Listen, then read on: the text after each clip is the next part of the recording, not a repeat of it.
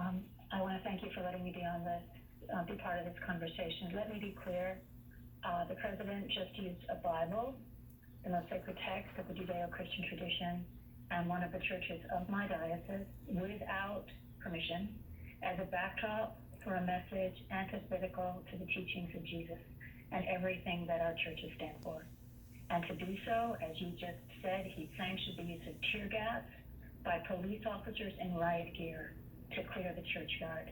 I am outraged.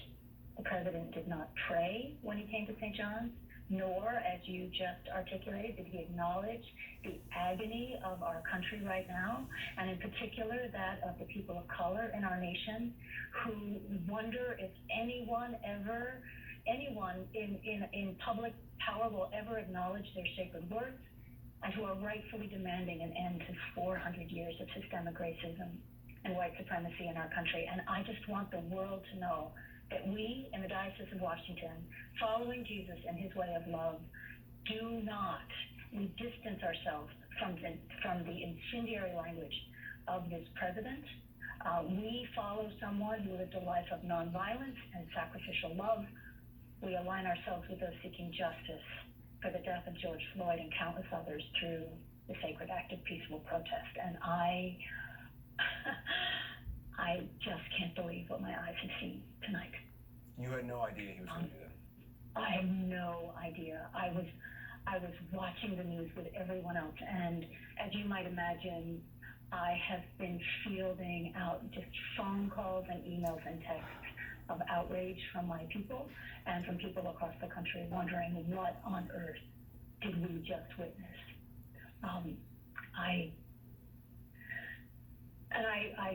I hear everything else that has been said tonight, as I was allowed to eavesdrop on the first part of your conversation, which is equally significant in terms of the symbolism of our civic institutions.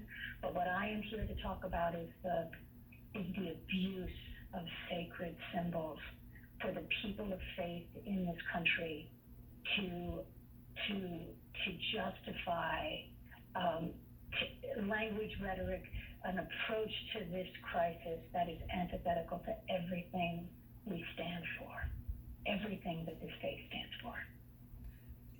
You know, there were so many religious leaders, people from the faith community who took part in civil rights demonstrations, who were integral to the success of civil rights demonstrations. You know, year after year, there were faith leaders who, not just Dr. King, but members of different faith communities who were killed in Mississippi and elsewhere. Yes. These are our heroes. These are our martyrs, right? Mostly people of color, some beautiful white allies who were privileged to stand with them. These are the people that show us what it looks like to live and to walk a life of faith, right? That's what it looks like. That's the legacy. That's our hope. That's our only hope in this country. And so much has been gained and so much has been lost in these last 40 years. And I feel that the soul of our nation is at stake right now.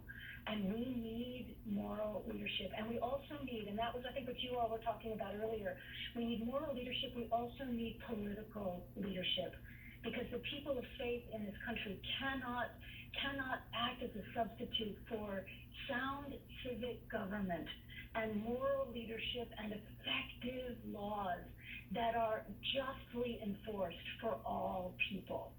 And that is something that all people of faith, all people of goodwill, and all people who have no faith at all but believe in the civic principles of this country can agree. And in that public square we stand, and we must prevail as a people, because what we're witnessing now is the shredding of our national fabric.